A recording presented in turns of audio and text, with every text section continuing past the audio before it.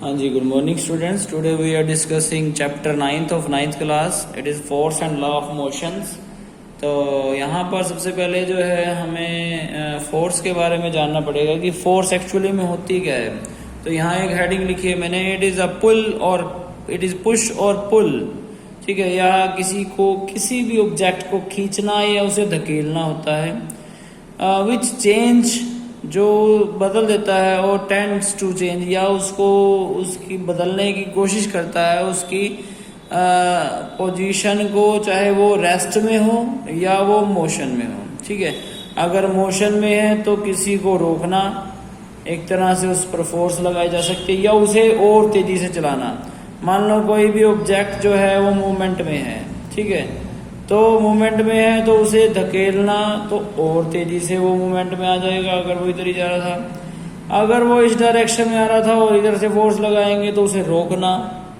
ठीक है, या वो स्टेबल रेस्ट में था तो उसे चलाना। तो यानी कि पुश करना या पुल करना, और विच चेंजेस और tends to change the state of उसकी रेस्ट को of uniform motion of a body straight line is called a force. SI unit क्या है फोर्स की? एसआई यूनिट न्यूटन है। ठीक है, तो इस तरह से जो है ये तो एक फोर्स का जो है डेफिनेशन हुई।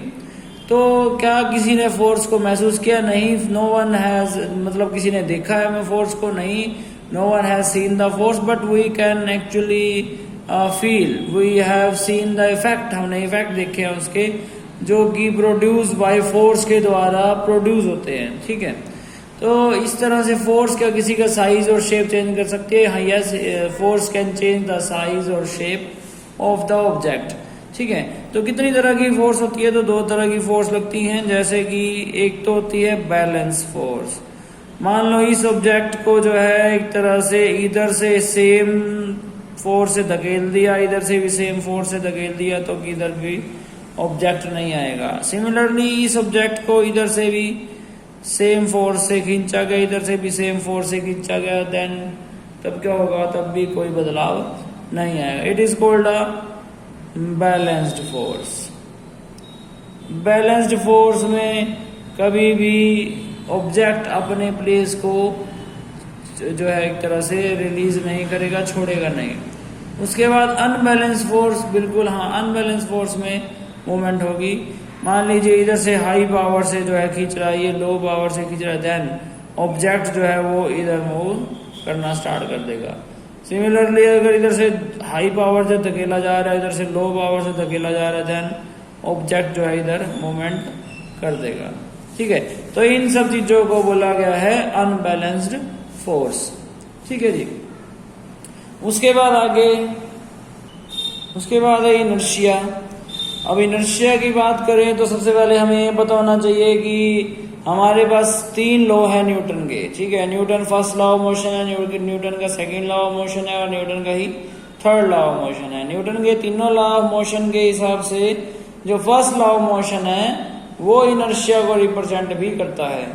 ठीक है, तो ध्यान से इनर्शिया को पढ़ेंगे तो फर्स्ट लॉ ऑफ मोशन भी हमें जो है समझ में आ जाएगा। इनर्शिया क्या होता है? इनर्शिया में जो एक तरह से इनर्शिया मेजर क्या करता है? Inability of the body to change the position of rest, ठीक है, और ऑफ द यूनिफॉर्म मोशन। यानी कि किसी भी ऑब्जेक्ट पर अगर कोई एक्सटर्नल फोर्स ना लगाई जाए, ठीक है, तो वो तब तक कोई भी बॉडी ना तो अपनी रेस्ट की पोजीशन को चेंज करेगी और ना ही अपनी मोशन की पोजीशन को। मतलब कोई बॉडी अगर चल रही है तो वो चलती रहेगी जब तक उस पर कोई एक्सटर्नल फोर्स ना लगाई जाए, और कोई बॉडी अगर रुकी हुई है तो वो रुकी रहेगी जब तक उस पर कोई एक्सटर्नल फोर्स ना लगाई जाए।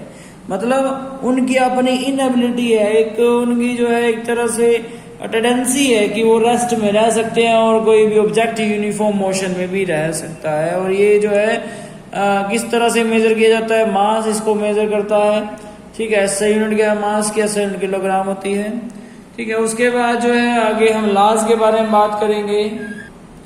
अब जो है न्यूटन का फर्स्ट लॉ ऑफ मोशन, जैसा कि अभी मैंने आपको बताया कि इनर्शिया क्या है? इनर्शिया है कि किसी की भी टेंडेंसी कि वो रेस्ट में रहे या यूनिफॉर्म मोशन में रहे। तो आप न्यूटन का फर्स्ट लॉ भी यही कहता है कि it state that a body remains in state of rest, कि यह ये कहता है कि ये कोई बॉडी अपनी रेस्ट की पोजीशन में रह सकती है और अपने मोशन में रह सकती है इन ए स्ट्रेट लाइन में अनटिल, जब तक उस पर कोई भी बाहरी फोर्स, एक्सटर्नल फोर्स जो है उस पर ना लगे तब तक।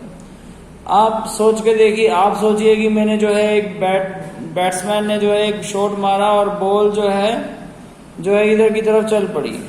अब आप सोचते हैं कि बॉल को अगर मैं नहीं रोकता तब भी वो रुक जाती है, बट उसमें कोई फोर्स क्या लगी, उसको जो धरती से टकराती हुई गई या जो हवा से जो है टकराती हुई, तो हवा का जो फोर्स थी उस पर बॉल पर लग रही थी। इसी तरह से लैंड की जो यहाँ पर फोर्स है वो यहाँ पर उस पर लग रही है, जो उसका, ठीक है। तो वो फोर्स ने जो है उस बॉल को रोक दिया।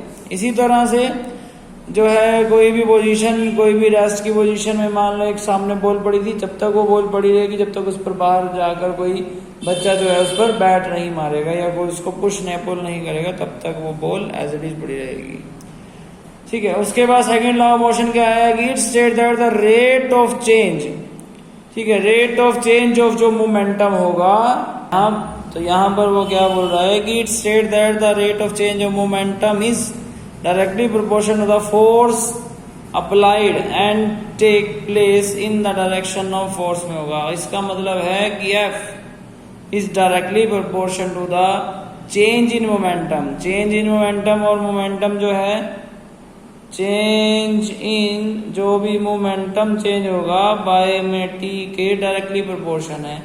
और मोमेंटम का फॉर्मूला क्या है, मोमेंटम जो है p है, उसका फॉर्मूला है mv, mass into velocity. Initial और फाइनल दोनों हो सकती हैं। तो यहाँ पर जैसा कि चेंज इन f जो है वो डायरेक्टली प्रोपोर्शन है p2 माइनस p1 के बाय में t, और p2 क्या है, f इज इक्वल टू क्या है, p2 क्या है, p2 जो है यहाँ पर यानी कि इक्वल आ गया, इधर कांस्टेंट आ जाएगा, p2 माइनस p1 बाय में t के कांस्टेंट आ गया, डायरेक्टली प्रोपोर्शन जब इक्वल में बदला, ठीक है। उसके बाद अब p क्या है, p2 में mv आ सकता है यानी कि मास इनटू फाइनल वेलोसिटी, और p1 में mu आ सकता है यानी कि मास इनटू इनिशियल वेलोसिटी, ठीक है।